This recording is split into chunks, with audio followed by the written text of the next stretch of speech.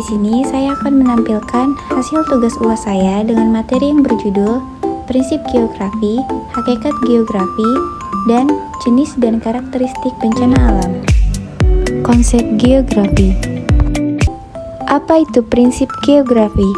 Prinsip geografi merupakan dapat diartikan sebagai sebuah dasar dalam mengkaji penjabaran, pengungkapan, dan penyajian gejala, variabel, faktor, serta masalah-masalah geografi dalam fenomena geosfer. Secara garis besar, pengertian prinsip geografi ialah suatu gejala dan fakta yang tersebar tidak merata di permukaan bumi, seperti bentangan alam, hewan, tumbuh-tumbuhan, dan manusia. Secara teori, prinsip geografi terbagi menjadi 4, diantaranya ialah A. Prinsip penyebaran atau distribusi. B. Prinsip sebab akibat atau interrelasi. C. Prinsip penggambaran atau deskripsi. Dan D. Prinsip kronologi atau prinsip gabungan. A. Prinsip penyebaran atau distribusi. Prinsip distribusi ialah prinsip yang pertama, yakni persebaran tentang bentang alam yang ada di permukaan bumi yang tidak merata, yang menjadikan setiap wilayah atau daerah berbeda dengan satu yang lainnya. Contoh dari prinsip penyebaran adalah persebaran flora dan fauna, persebaran penduduk, bentang alam, persebaran hasil sumber daya alam, dan lain sebagainya. B. Prinsip interrelasi atau hubungan sebab akibat. Prinsip interrelasi ialah suatu fenomena geosfer yang satu memiliki keterkaitan dengan fenomena geosfer yang lainnya. Contohnya, letak garis lintang dapat memengaruhi iklim, gerakan penghijauan dapat mencegah banjir, dan tanah longsor. Kepadatan penduduk memengaruhi pembangunan di segala bidang, dan sebagainya. C. Prinsip deskripsi atau penjabaran. Prinsip deskripsi ialah untuk menggambarkan fenomena geosfer yang membutuhkan deskripsi dengan melalui tulisan-tulisan, tabel, gambar, maupun grafik. Contohnya ialah peta persebaran sumber daya alam di Indonesia, grafik pertumbuhan penduduk di Indonesia, dan lain sebagainya. Dan yang terakhir yaitu D. Prinsip kronologi. Prinsip kronologi merupakan prinsip geografi yang menjelaskan berbagai prinsip yang telah dipelajari, yaitu prinsip penyebaran, prinsip interrelasi, dan prinsip deskripsi. Contohnya, penduduk di daerah pesisir pantai lebih banyak bermata pencaharian sebagai nelayan, karena mereka lebih mudah untuk mendapatkan ikan dari laut. Hakikat geografi. A. Pengertian geografi. Pada hakikatnya, pengetahuan tentang geografi telah ada pada setiap manusia, karena sejak lahir, manusia telah mengenal alam dan lingkungan yang mereka tempati. Manusia hidup di bumi dengan manusia lainnya dengan menempati ruang tertentu. B. Batasan geografi.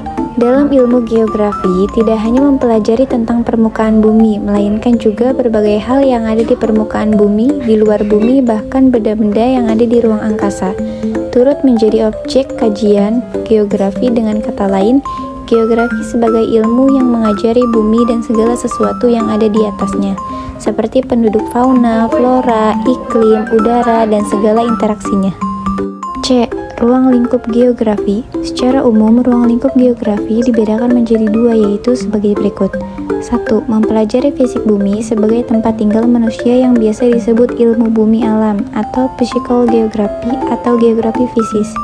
2. Mempelajari kehidupan di atas permukaan bumi yang meliputi dunia tumbuh-tumbuhan, mempelajari dunia hewan, dan mempelajari hubungan antara manusia dengan lingkungan alam. D. Geografi sebagai ilmu pengetahuan biofisik. Geografi sebagai ilmu pengetahuan biofisik merupakan studi ilmu geografi yang menitik beratkan pada studi tentang bentang lahan. Dan geografi sebagai ilmu pengetahuan biofisik adalah geografi yang mempelajari tentang geografi fisik dan biotik yang mendasari seluk-beluk tanah. E. Geografi sebagai relasi hubungan timbal balik antara manusia dengan lingkungan alam. Ilmu geografi ini membahas dan mempelajari tentang topik sosial yang terjadi dalam masyarakat. Geografi adalah ilmu yang mempelajari hubungan timbal balik antara bumi dan manusia. Di situ dapat ditafsirkan sebagai alam dan manusia atau lingkungan alam, dan penduduk manusia yang dimaksud bukan merupakan sebagai individu, melainkan sebagai kelompok karena adaptasinya terhadap lingkungan alam dilaksanakan secara kolektif. F. Geografi sebagai ilmu ekologi manusia.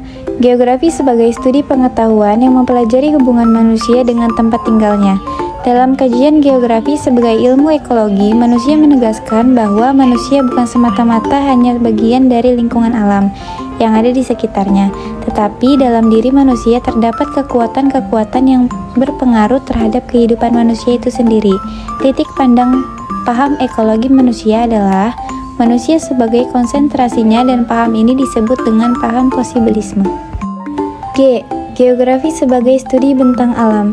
Suatu masyarakat dapat mengembangkan tempat tinggal mereka dengan cara mengubah bentang alam menjadi bentang budaya.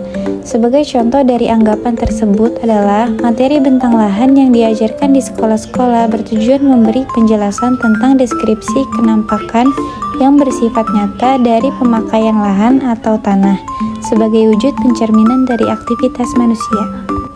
H. Geografi sebagai studi penyebaran gejala di permukaan bumi. Geografi dapat didefinisikan sebagai studi tentang penyebaran atau distribusi gejala di permukaan bumi yang dimana suatu itu berada seperti batu-batuan, tumbuh-tumbuhan, rumah penduduk, atau segala sesuatu yang ada di permukaan bumi. Menempatkan penyebaran suatu gejala di permukaan bumi merupakan salah satu prosedur yang penting dalam geografi walaupun bukan merupakan tujuan utama dari geografi. I. Manfaat ilmu geografi. Secara umum, manfaat dari geografi adalah membantu dalam memahami negara sendiri, karena dengan belajar geografi akan dapat mengetahui kelebihan dan kekurangan dari negara sendiri. Dengan belajar ilmu geografi bisa menambah wawasan global dalam memasuki era globalisasi. Jenis dan karakteristik bencana alam. Bencana alam adalah bencana yang diakibatkan oleh peristiwa atau serangkaian peristiwa yang disebabkan oleh alam, antara lain berupa gempa bumi, tsunami, gunung meletus, banjir, kekeringan, angin topan, dan tanah longsor.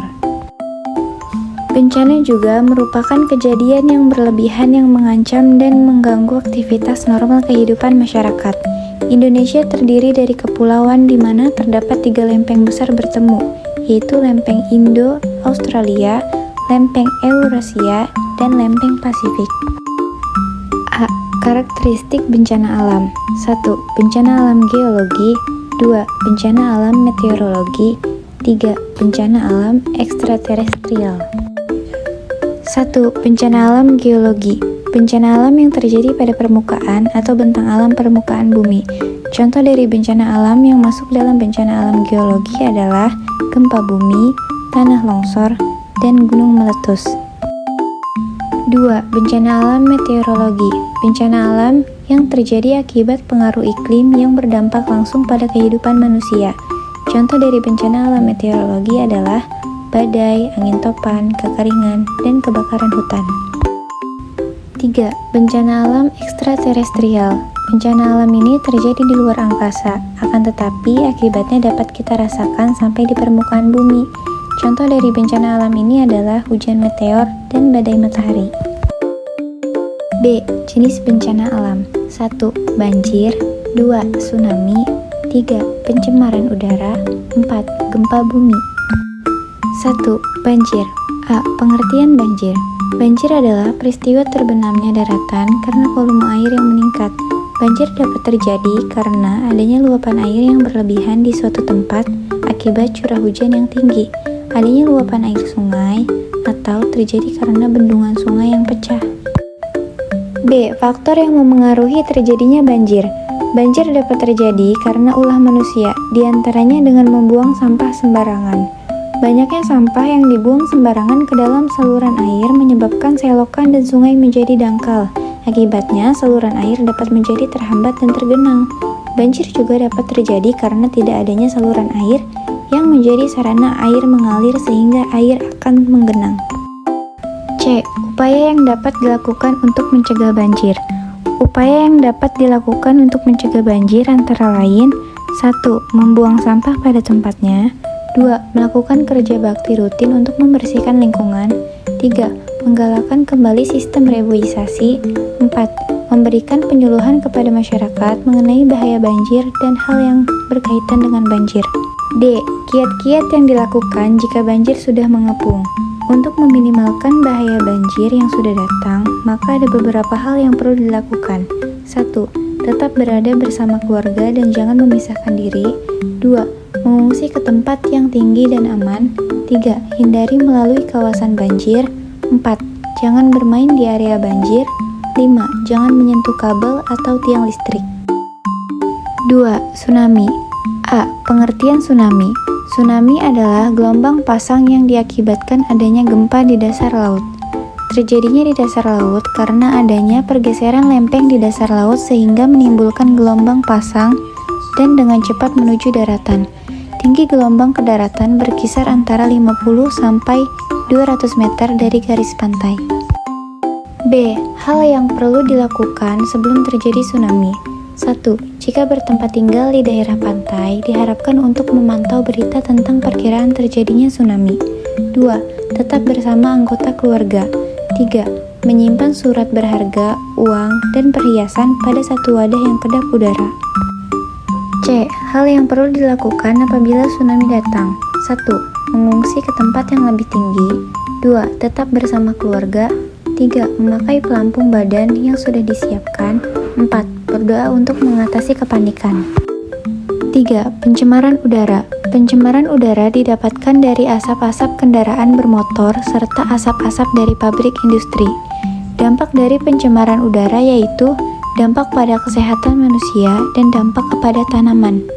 Ketika manusia menghirup udara yang kotor, maka polutan atau zat yang mengandung pencemaran itu akan masuk melalui sistem pernapasan, dan dampak pada tanaman yaitu akan terganggu pertumbuhannya. 4. Gempa bumi. Gempa bumi adalah suatu getaran atau getar-getar yang terjadi di permukaan bumi akibat pelepasan dan energi dari dalam bumi secara tiba-tiba yang menciptakan gelombang seismik. Gempa bumi terjadi karena adanya pergerakan kerak bumi atau lempeng bumi. A. Proses terjadinya gempa bumi. 1. Gempa tektonik. 2. Gempa vulkanik. 3. Gempa batuan. 1. Gempa tektonik merupakan gempa yang paling sering terjadi. Gempa ini terjadi karena pergeseran lempeng bumi. Pergeseran pada sepanjang bidang patahan menimbulkan getaran dan goncangan yang kemudian merambat ke segala arah melalui materi-materi penyusun bumi. 2. Gempa vulkanik. Gempa vulkanik adalah gempa yang disebabkan oleh peristiwa vulkanisme, baik itu sebelum terjadi, sedang terjadi, atau sesudah terjadi peristiwa letusan gunung berapi. 3. Gempa batuan. Gempa batuan adalah getaran bumi yang terjadi aktivitas manusia di permukaan bumi. Gempa ini sering disebut dengan gempa bumi runtuhan. Gempa ini merupakan gempa dengan skala kecil karena daerah yang terpengaruh berkisar antara 1 sampai 100 meter. B. Hal yang harus diterapkan untuk mengatasi dampak gempa. 1. Membuat bangunan yang tahan gempa. 2. Mengatur kembali tata letak ruangan. 3. Mencegah jatuhnya barang-barang berat. 4. Mengikuti pelatihan gempa. 5. Sedia perlengkapan wajib di rumah maupun di tempat kerja.